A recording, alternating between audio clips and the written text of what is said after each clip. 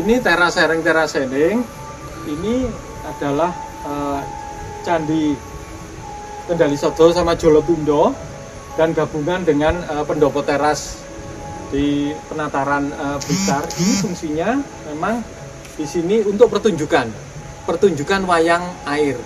Pertunjukan wayang air itu semua pemainnya harus masuk ke dalam air. Jadi kolam itu memang fungsinya untuk pertunjukan wayang air.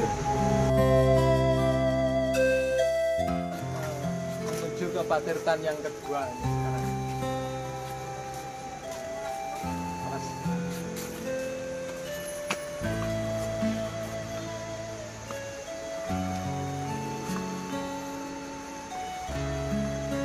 Ya, ini selain memang tempat untuk berenang, juga ini pengenalan. Jadi dulu kalau orang berrekreasi, raja-raja zaman dahulu itu juga setting ininya di bata-bata begini. Jadi tidak ada terus seluncur, waterpark, waterboom, segala macam. Jadi anak-anak kalau anak-anak sekolah berenang di sini mesti tanya gitu, mana waterboomnya mana? Itu sebetulnya ada pengaruh baik dan kurang baik gitu ya. Jadi ini adalah saya menunjukkan bahwa ini pengetahuan untuk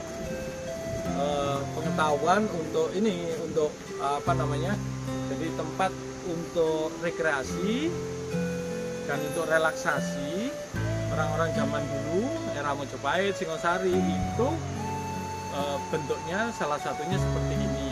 Jadi ada patirtan, beberapa patirtan yang ada di Blitar seperti di Penataran itu ada, kemudian di Taman Sari kalau di Jogja itu juga ada seperti ini ya.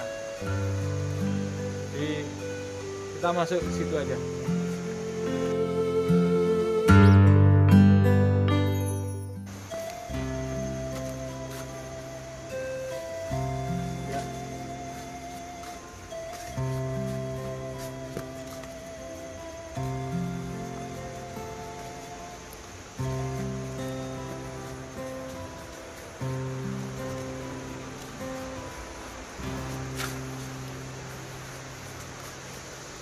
Kita sekarang menuju ke alam. Jadi ini saya ingin menunjukkan bahwa kalau kita berbicara tentang Museum Panji, ya menceritakan tentang cerita Panji itu tidak hanya menceritakan apa yang ada di dalam itu tadi, tidak hanya itu, tapi Panji juga berbicara tentang alam. Bagaimana cara memotong pohon dengan baik, menyayangi sumber air, kemudian merawat pohon dan segala macam. Kita langsung ke areal sana.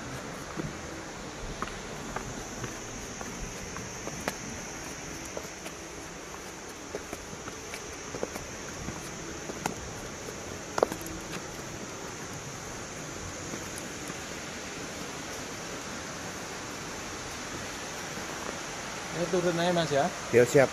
Ayo.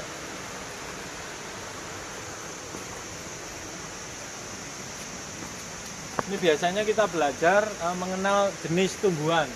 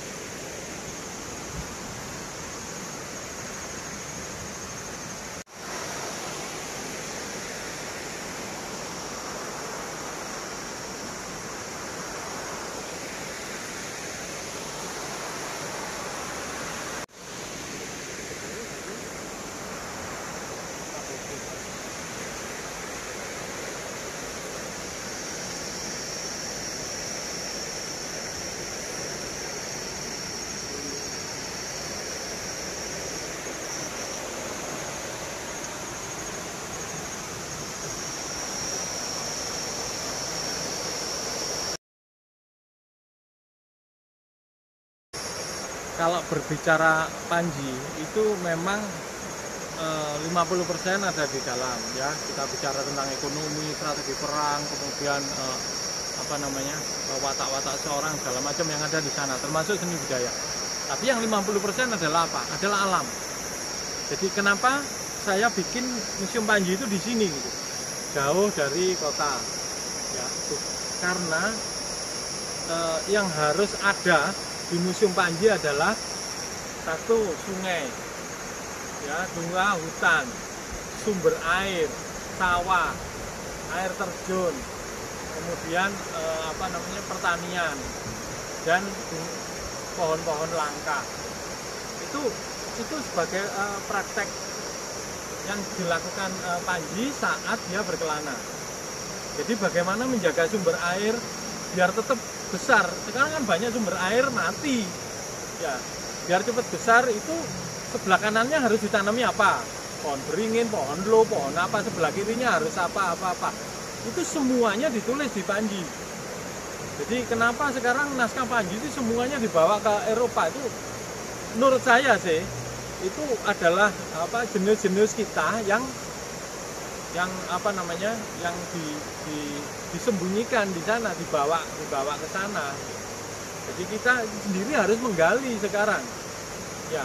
Di Merawat ini yang seperti tahu itu sumber air, kemudian pohon-pohonnya ini semuanya tanam seperti ini, pohon badut ya. Jadi yang lurus sekali ini pohon badut. Ini daerah Candi Badut ini dulunya mungkin banyak pohon ini.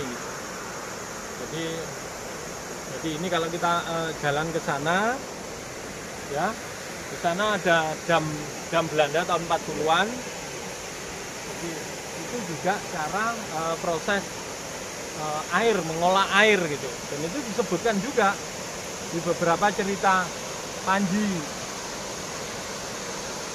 Jadi sumber mengolah air itu tidak hanya dibiarkan begitu, tapi diberikan salah satunya adalah dam. Kebetulan ini dibangun zaman Belanda, jadi dam itu biar bisa mengatur air saat musim hujan dan saat musim kemarau, bisa dibagi ke kanan kiri.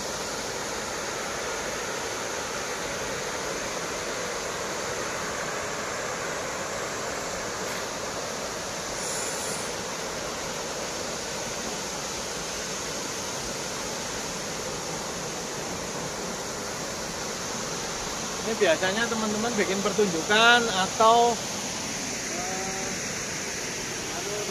ini eksplorasi gerak, eksplorasi suara, itu di sini dengan memanfaatkan background suara air. Ya, suara air dan background ini hutan ya.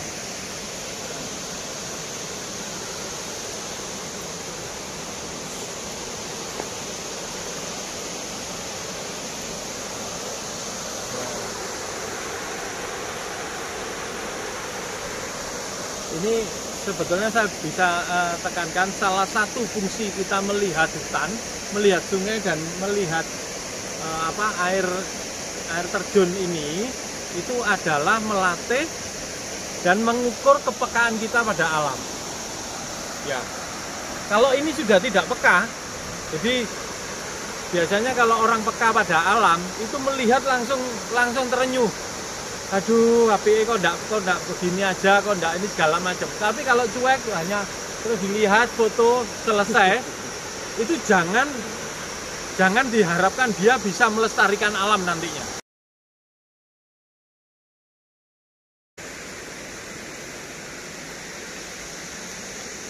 Iya, kan saya kenal dari teman-teman di sekolah publik yang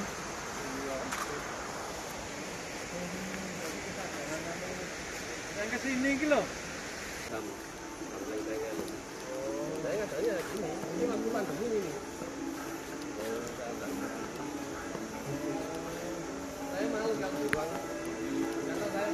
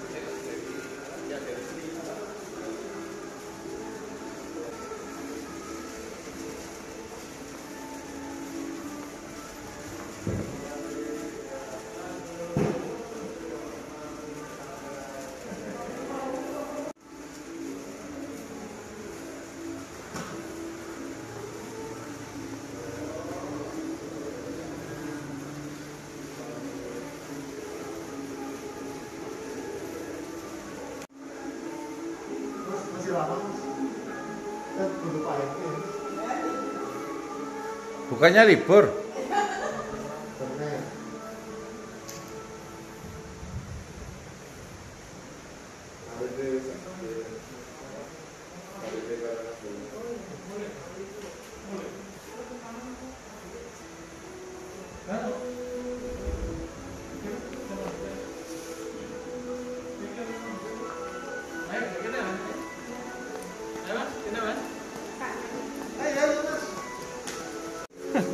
Ini Resto Inggil, restoran Inggil, cabang dari Inggil yang ada di kota.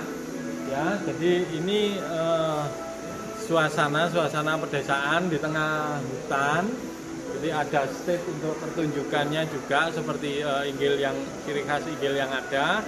Tapi tetap ini adalah museum resto. Ya, jadi ya resto ya museum gitu. Di sini biasanya untuk pertunjukan, untuk kita duduk sambil lihat pertunjukan di sana, pertunjukan wayang air yang saya sebutkan tadi. Ya, jadi banyak koleksi-koleksi yang saya pajang sana seperti Malang Tempo Dulu dan ini yang ada di sebelah sana. Itu adalah bukti-bukti artefak keberadaan Malang sejak Belanda masuk Malang sampai tahun 70-an, era tahun 70-an. Ya, selamat nikmati. Untuk adik-adik generasi muda atau generasi sekarang yang sangat mencintai dan tidak pernah lepas dari sinetron-sinetron luar negeri, ini saya mohon berbagilah waktu sedikit saja untuk mempelajari budaya-budaya kita. Jangan percaya katanya-katanya.